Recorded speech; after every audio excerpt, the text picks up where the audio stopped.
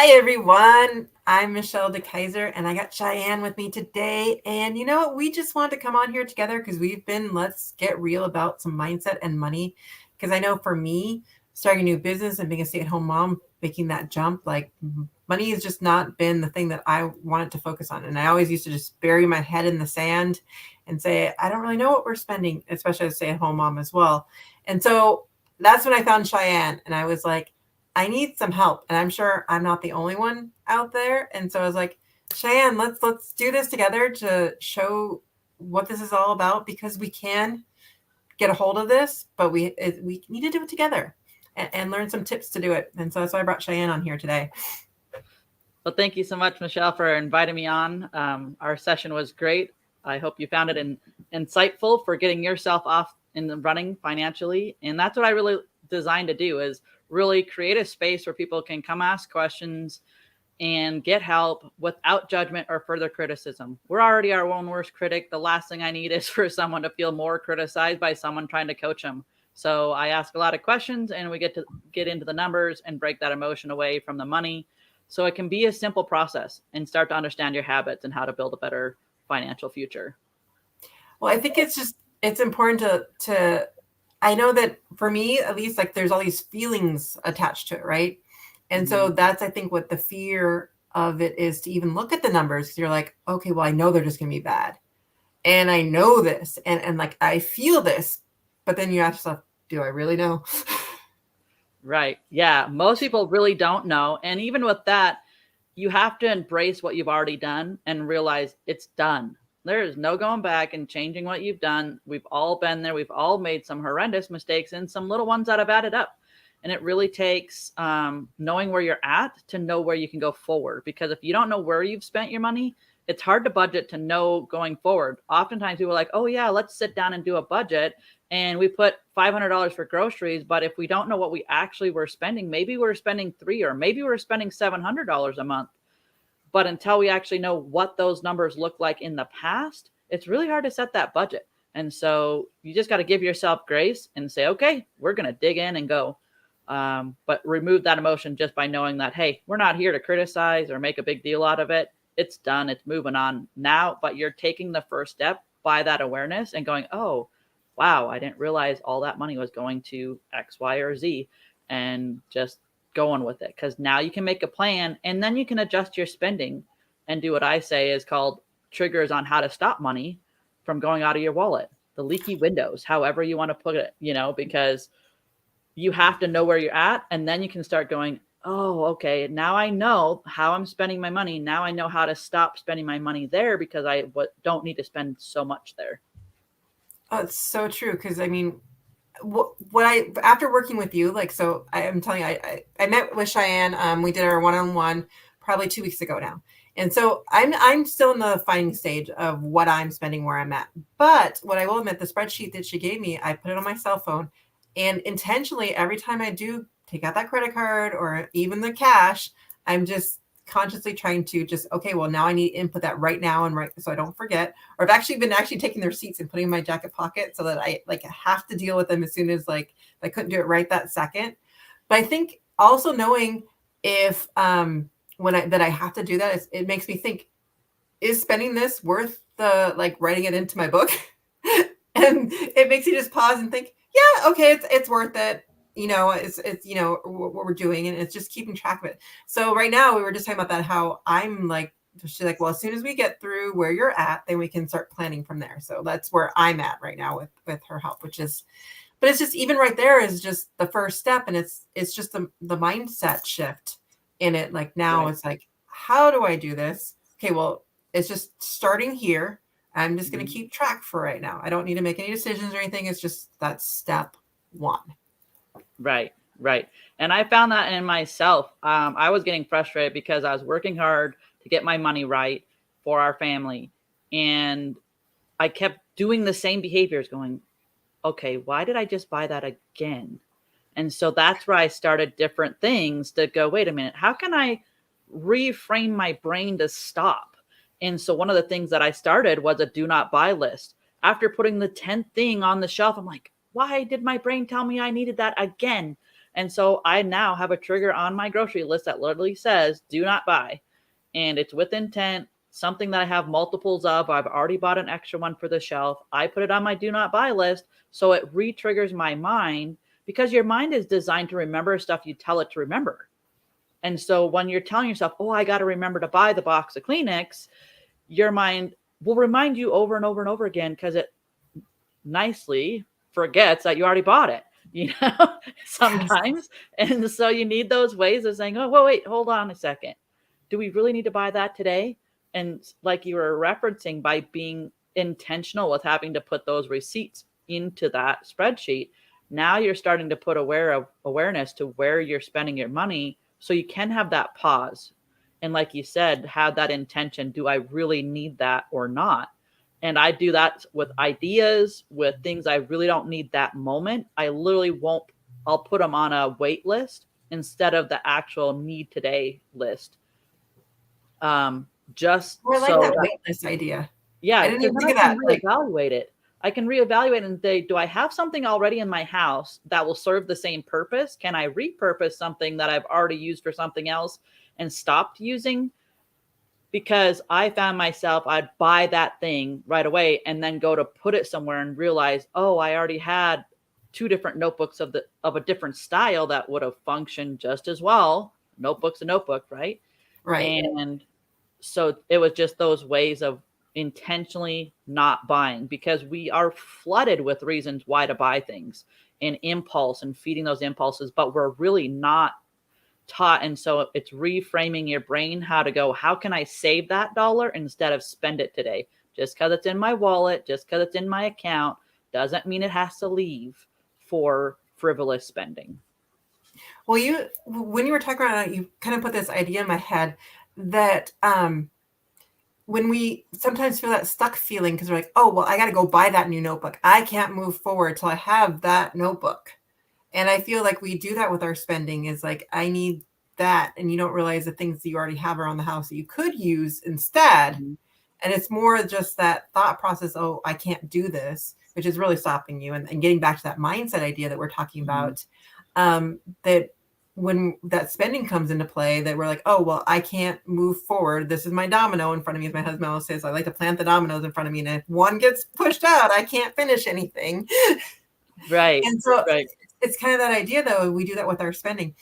I do want to mention that I see a couple of people in the audience. So if anyone has questions, go ahead and put them in the chat. We'd love to answer anyone's questions about money, mindset, anything that you have out there. If you don't, that you want us to listen, that's cool too. But if you do, feel free to put them in the chat. We'd be happy to take questions as well. Absolutely. But as I was saying, I just love that you put that also, that you have the different lists, the do not buy list, the think about list, and then what do I actually need right now? Because then you can maneuver between them in that thought process, not say, well, I have to buy this right now. Yep. And yeah, to add to that, I have a book list, because people are referring books all the time, especially networking.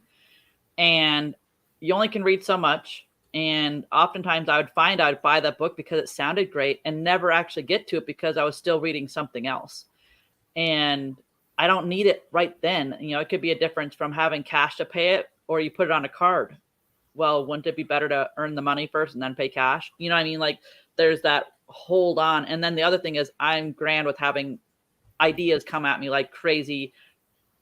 And so I will make a list in Amazon. I'll put everything I need for that idea in my shopping cart. And then I add it to, I'll make a specific list just for that, knowing that, okay, I'm not going to likely implement that this moment, but that way I know it's out of my mind, because, oh, I've dealt with it, because it's retrained it. Your mind also can then let it go, because you've written it down, you've taken care of it in a fashion. Doesn't mean you have to buy it to take care of it. It's taken care of, it's on a list. So when I'm ready to go to that idea again, or that project, I already have it on a list. I just go back to my list. Oh, I love that. But I think when we were talking about the books as well, another thing with books, though, is I love the library apps. And like the one, like the Libby is like, there's always like a 6-month waiting list on some of the good books or whatever. But it's like, put your name on that list. And then when the time comes around, then you're ready for the book, and then you're not even paying for it, because we do get inundated with these book ideas and these lists. But find a spot where you want to put them, so like you said, they get off your mind. So whether it's you're ordering them from the library, or you're just putting them in Goodreads for when you want to purchase it, and giving yourself rewards, because Right. you earn those. Sometimes we don't celebrate ourselves enough. So you're like, okay, well, if I get this project done or get this done, this is going to be my reward. Could be that new Right. book. Right. So, really you're really creating those mind hacks, because your mind is designed for that fight, flight, or freeze. And so, if you buy that white car, you're going to remember to buy that white car. Or you're like, oh, I got to find that white car because now I bought it. And now your brain literally is showing you every one that's out there that's the exact same one. And I realized that's how my brain was taking with spending too, because it would just latch on to that idea or thought or that thing that it thought I needed and wouldn't let it go. It's kind of like a dog with a bone, So I had to figure out like how to take that bone and set it up on a shelf, dang it, So that's why I just had to, reframe, like, how can I hack my brain and do it a little different? So when you're working, I mean, besides me with all my money issues, but when you're working with other people, their business and stuff, so those are those moms out there that have a business, where do they start? What are some of the tips that they should have when dealing? I mean, because I know a lot of it is keeping them separate. So what are some of those suggestions you have to, like, when you're starting out that business? What do you do with, like, where do you put the money? What do you do?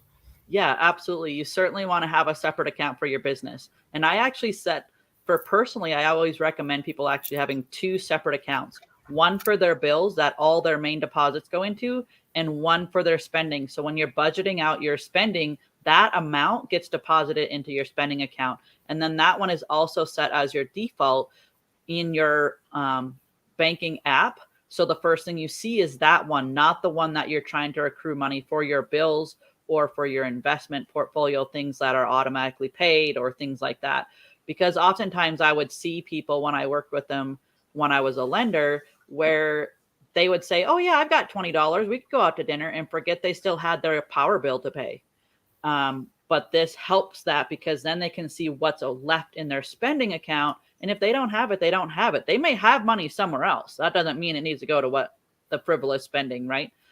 And the other side, so with that business, you have that separate business account. It makes it way easier for managing your transactions through your bank.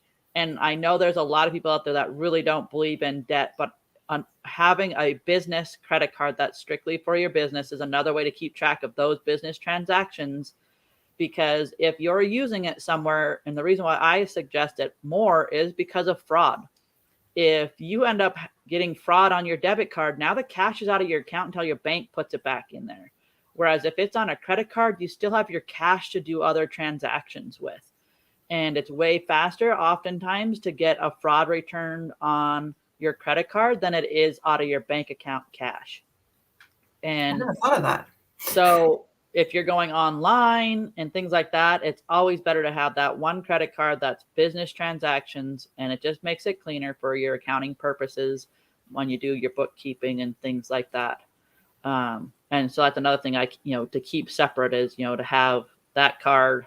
And then that way, what you're paying out of your account is literally like regular bills, even though you might pay them online, but they're really just those bills associated with your business.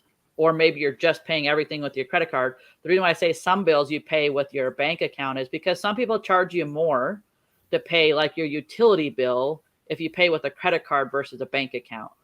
But those come out in different styles of transactions too than actual debit card transactions. So it's always good to outline that and start right away. But if you already have started your business, you've made a muck of it, oh well, you just got to start where you're at. And when I work with someone to set up a budget, I actually have them looking backwards, looking at literally, let's look at your statements from months before where you've spent your money, outline that on the spreadsheet, because then you get the picture so you can truly budget according to where you're spending it. And a year is best, actually, because you have some expenses that maybe you only pay once a year. Maybe you have annual subscriptions, or maybe your property tax for your land, or for your house or something like that is only maybe twice a year or once a year, depending on how you have it set up. you want to make sure that's in your budget. And if you're trying to project, you're trying to remember all those things. But if you're Yes. looking what you've already done, it makes budgeting so much easier, because then you can just look at where you've already spent money. Now we can budget honestly and make sure we're getting all the little things in there, because if you're not putting money to work for you, it will find a way to leave your wallet. So it's always good to know where it's going so you can make a plan for it. I love that so much, because it's so easy to say, oh, I need that, or I can spend it on this, but I love how I want to come back to that idea of the no spend list, because like we don't train our brains to it's always about what are we going to buy, what do we need to buy, not the things that we don't need to buy. And I run into that same problem, like, oh, we have 4 of those. I didn't even realize. Well, and that's part of where you got to separate the emotion from money as a tool, because people are so critical on the mistakes they've made financially, because like, oh, if I wouldn't have done this, I would have had it for that. But you have to realize your brain is literally designed to do things a certain way. So that's where you need to find those hacks to actually use your mind for its benefit instead of your demise. Because I kept getting frustrated with myself going, why do I keep doing these same things? I know better as a coach. I know better at just dealing with money for over 18 years as a lender, but I kept doing the same habits, the same things. And I started going, wait a minute. Oh, now the more I did my own growth with mindset and personal development, it started to click together. And I went, oh, I'm actually having to figure out how to stop my mind from remembering. Not that it was me personally. It was just the way my mind was designed. It's how and everybody has their own little tweaks, own thing, because most people learn their habits before the age of 7. So you're evaluating a lot of your habits and styles from things you picked up when you were a 7-year-old. Now, I don't know about you, but I don't think I was very intelligent at 7. For a 7-year-old, maybe, but in my age now, I wouldn't say that's a really good interpretation. Well, you made me think, like, to circle back a little bit, is that God, now I lost my train of thought. One of those moments. Right. But it's just that we have those mindset ideas, but it's so much easier to do it for someone else.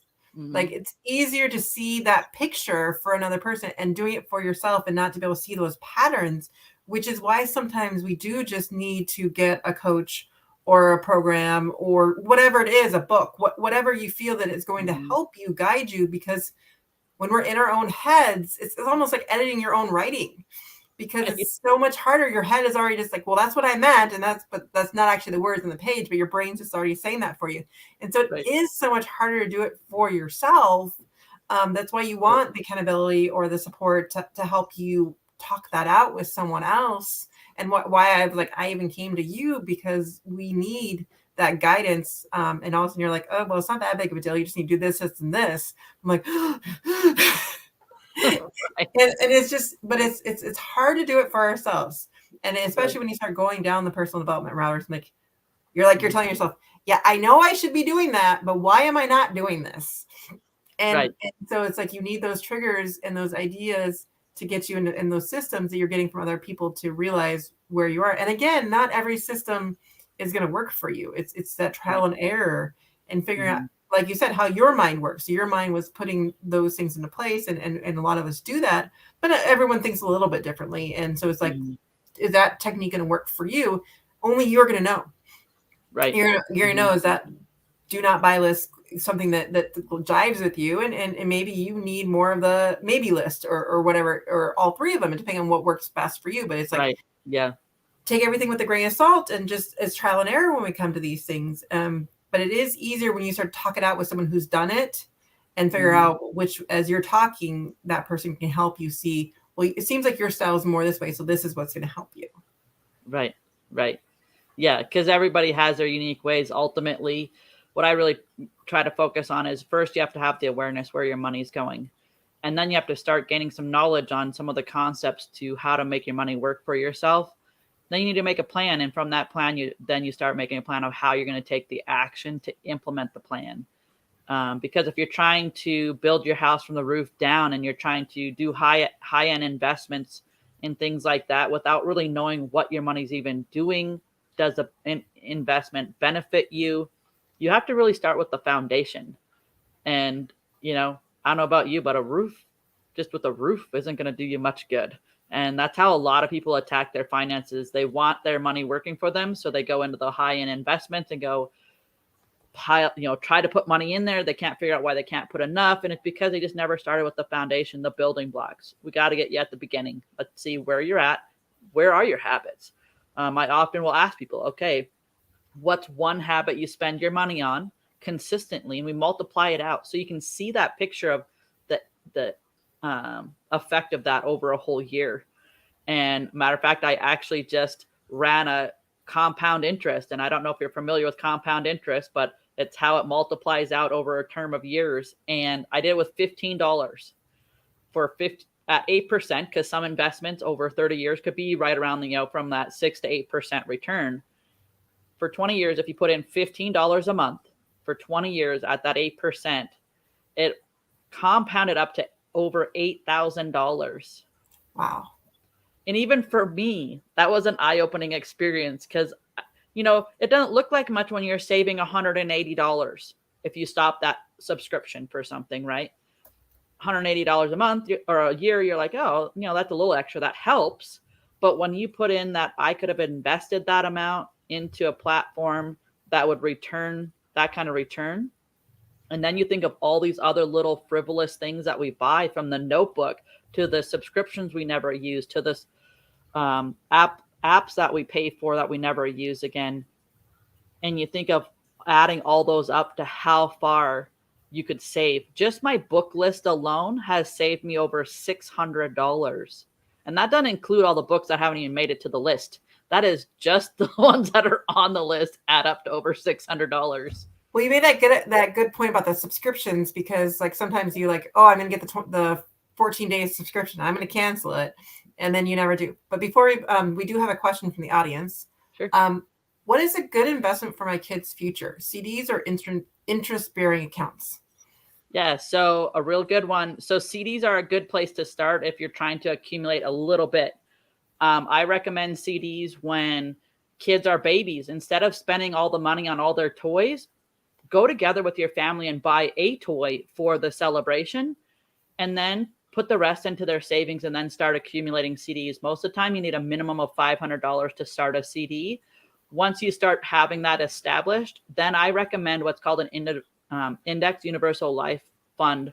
It doesn't account against them when they go to college financing, because it's actually an insurance product, but it has insurance protection and cash growth on it.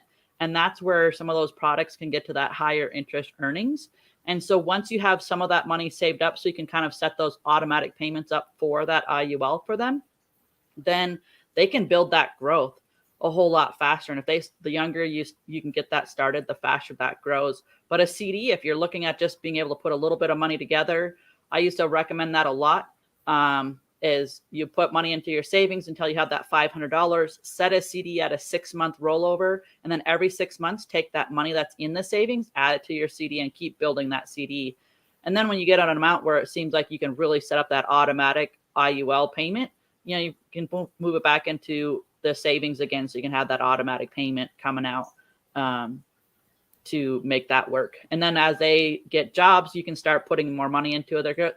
Because you have flexible payments, you have a minimum, a max, or a target range, but you can actually overfund it as well. So that's a whole nother topic for another day, but that should get them started.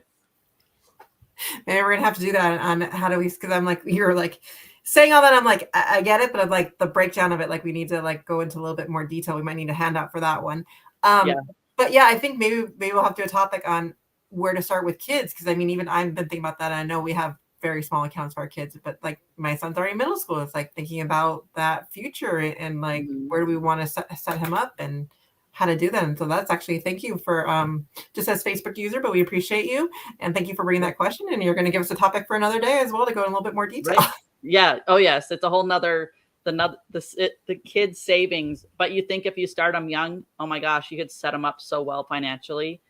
And what I really like about, again, with that IUL is because it doesn't have an effect on their college funding. And the other side of it, there are ways to put money away for college funding, but what if they don't go to college? That's always been my kind of concern. And I have 2 boys, and they might go to tech school. They may not. They might not, even go. So if you're putting money into an education plan, it's a great way to save if you know for sure they're going to college. That's a good point, because things are changing. Well, that note, I think thanks so much for joining me today. I think this might become a regular thing. What do you think, Cheyenne? I think it'd be a grand idea, because I get on my soapbox all the time. I was like, oh, I'm sorry, I'm on my soapbox, because I just love helping people, getting a new perspective out there, being real about it. And I'm being selfish about it, because I'm the mom who's like, I've been with my head in the sand, so I'm like the perfect person to ask you questions. So I'm like, wait, gotta slow down. I don't understand. Right. Yeah. Yeah. Perfect. Great. Yeah. Well, thank you so much for joining. I think we'll figure out a time for this, and we'll try to make it a regular thing. And those of you that joined us today, I hope you'll join us again and keep asking questions, and we'll get some more. Let's just get real about mindset and money, and let's help each other out. I love helping moms. I love helping us just grow together and feel successful at what we're doing. I think that's our whole goal here. Yeah, absolutely. So for me, they can reach out. I'm on LinkedIn. I'm on Facebook with Life Finance. And my website will be launched, Inspiring Solutions for You, here momentarily. But the best way to find me is on LinkedIn and Facebook. Feel free to reach out to me. I'm on Instagram and TikTok, all those fun platforms. Michelle, how do they reach out to you? Well, I'm pretty much on some of the same ones as well. Website's connectingmamas.com. And I'm on Facebook and Instagram right now. And I'm branching out. I'm going to learn LinkedIn shortly. You help with that. You got Instagram, Facebook, and YouTube. I love YouTube. Getting that all growing as well. So we're just excited to be here and supporting women out there. And we just want to bring that community and bring success. And let's do it together, because it really is about talking these things through and understanding them and really being there and answering each other's questions. We want to help each other grow, not feel like we have to be comparing each other. Let's help each other grow. Oh, yeah. Yeah, it's never a competition. You're on your own journey. That's why I love embracing and helping people along with that. Like, give grace, babe. Just enjoy. Exactly. All about the grace. So come back and join us next time, and we'll figure out a regular time for this. Yeah, absolutely. Catch you guys next time. Take care, guys. See ya.